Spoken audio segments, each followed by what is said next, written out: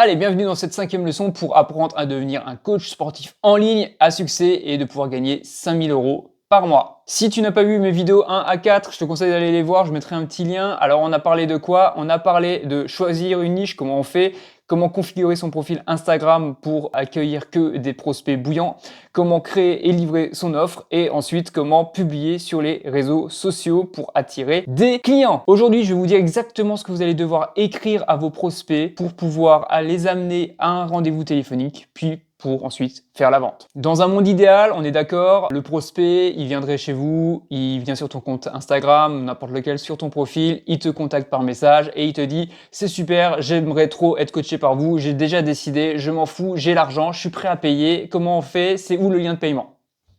Évidemment, ça n'existe pas et ça n'arrivera jamais. Parce que dans la réalité, il va falloir construire une relation avec ces personnes-là. Il faut juste comprendre que les gens qui sont derrière les pseudos que vous allez pouvoir voir sur Instagram, ce sont des vraies personnes comme vous et moi. Donc déjà, on va éviter d'agresser les gens et on va éviter tout ce qui est message à froid. Premièrement, déjà, il faut juste comprendre pourquoi on envoie des DM à des gens et c'est quoi le but d'envoyer des DM. Le but d'un DM, donc direct message, un message privé, c'est ne surtout pas d'aller dans la boîte d'un inconnu, quelqu'un qui vous connaît pas et surtout, le but c'est de pas proposer une offre à quelqu'un qui en fait ne sait même pas qui vous êtes et ce que vous proposez comme contenu tout simplement. Donc ça c'est ma règle d'or, je n'envoie jamais de message à froid à des prospects. Ça sert à rien. En fait, vous allez juste les saouler. C'est comme si maintenant tu allais dans la rue et tu vois passer des gens au hasard et d'un coup tu fais toi. Et toi, ça te dirait que je te coach? J'ai un super programme de sport et ça coûte 1000 €. C'est mort. N'envoyez pas de message à froid. Vous allez juste faire chier votre prospect et voilà, je suis sûr que vous êtes déjà inondé, vous avez déjà eu plein de fois des messages de mecs, vous savez même pas d'où ça venait, de mecs ou de nanas, peu importe, de gars qui essayaient de vous vendre quelque chose. Ben, en fait, vous en avez rien à foutre. Et les gens sont habitués en plus de se faire démarcher comme ça à froid dans le dur. Donc moi c'est simple, en général, si quelqu'un m'envoie un message à froid, bah en fait je le bloque direct. Donc m'envoyez pas de message. Si vous envoyez des messages à froid à des gens, personne ne va réagir, vous ne pourrez pas booker de rendez-vous, vous ne pourrez pas présenter votre offre, vous ne ferez pas de vente et vous ferez chier tout le monde. Donc on veut pas faire ça. Donc ce qu'il faut faire, c'est d'interagir uniquement avec des gens qui ont montré un intérêt, quel qu'il soit, avec votre page, votre compte Instagram. Ma définition d'un prospect froid, c'est quoi? C'est quelqu'un qui n'a jamais interagi avec ma page. C'est quelqu'un qui m'a jamais follow. C'est quelqu'un qui n'a jamais aimé aucun de mes contenus. Et c'est quelqu'un qui est là par hasard ou qui n'a pas du tout de lien avec mon avatar, avec ma cible. Donc là maintenant, je vais te dire où sont les sources en fait de prospects qui sont tiède, mais surtout pas froid, tiède ou chaud ou très chaud. Alors, premièrement, ce seront toutes les personnes qui vous ont déjà écrit en DM. Par exemple, je sais pas si tu te rappelles, dans la leçon numéro 2 sur Instagram, je t'ai dit que dans ta bio, tu devais marquer « Envoie-moi en DM 5K » ou peu importe le mot pour pouvoir commencer ta transformation, par exemple. Si quelqu'un vous envoie ça, on est déjà sur quelqu'un de très chaud. Et donc, ce qu'il faut faire avec cette personne-là, c'est directement de lui répondre et de pouvoir organiser très rapidement un rendez-vous téléphonique avec lui pour ensuite proposer la vente. Alors évidemment, tu vas pas tout de suite envoyer, il t'envoie par exemple perte de poids, toi tu n'envoies pas tout de suite le lien vers ton calendrier, ça n'aurait pas de sens, faut quand même un petit peu discuter avec la personne. L'idée, c'est que ces personnes-là sont les plus chaudes. Donc la règle à respecter là, c'est si quelqu'un vous envoie un DM et qui est intéressé par votre offre de coaching, vous devez vous débrouiller pour lui proposer un rendez-vous téléphonique, franchement, dans les 24 à 48 heures. Le deuxième endroit où vous allez pouvoir trouver des prospects chauds, c'est par rapport à des sondages. Donc quand vous faites des sondages en story, ce qui est bien avec ça, c'est que vous allez avoir des personnes qui vont interagir avec vous. Ce que j'aime bien faire avec eux, c'est leur envoyer un message direct et simplement leur dire super, merci d'avoir participé au questionnaire, c'est cool. Juste ça, pas besoin d'aller plus loin.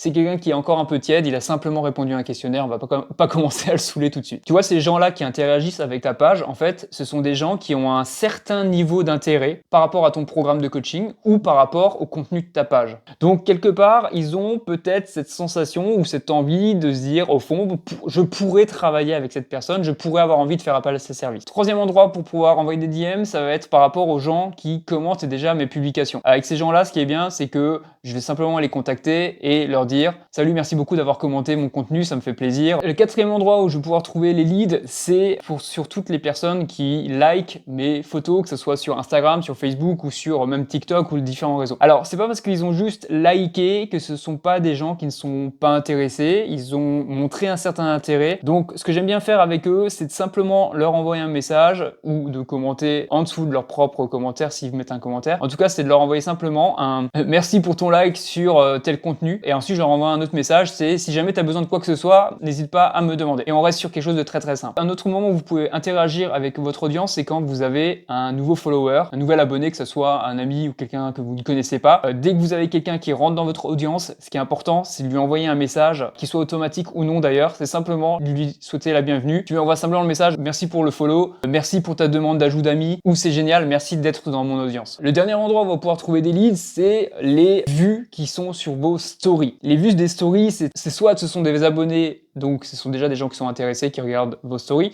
S'ils sont pas abonnés à vous, il y a quand même l'algorithme qui propose à des inconnus, un échantillon d'inconnus, qui va leur proposer d'aller voir des stories. Donc si ils sont en train de regarder votre story, c'est que quelque part, ils sont quand même intéressés par le domaine dans lequel vous exercez. Si vous êtes dans la perte de poids ou simplement à fond nutrition, ben quelqu'un qui regarde ta story, qui se trouve à être amené à regarder ta story, malgré lui, et ben en fait, c'est quelqu'un qui est intéressé par le fitness, quelqu'un qui est intéressé par la nutrition, donc c'est potentiellement quelqu'un qui va pouvoir s'abonner à toi. Alors ça, ce sont les prospects qui sont les plus froids. Allez, je vais te donner un bonus encore pour trouver des prospects. C'est quoi? C'est simplement la liste des followers que tu as déjà actuellement et la liste des amis que tu as actuellement dans ton audience, donc dans tes abonnés, que ce soit sur Facebook, Instagram ou TikTok. Là, ce que j'aime bien faire avec eux, c'est simplement leur envoyer un message et lui dire « Salut Nico, voilà, ça fait un bail, je voulais juste qu'on se reconnecte rapidement, comment tu vas ?» Et on s'arrête là. Pas de souci. Donc t'as vu, il faut pas paraître trop needy, pas faire trop le gars vendeur de tapis, etc.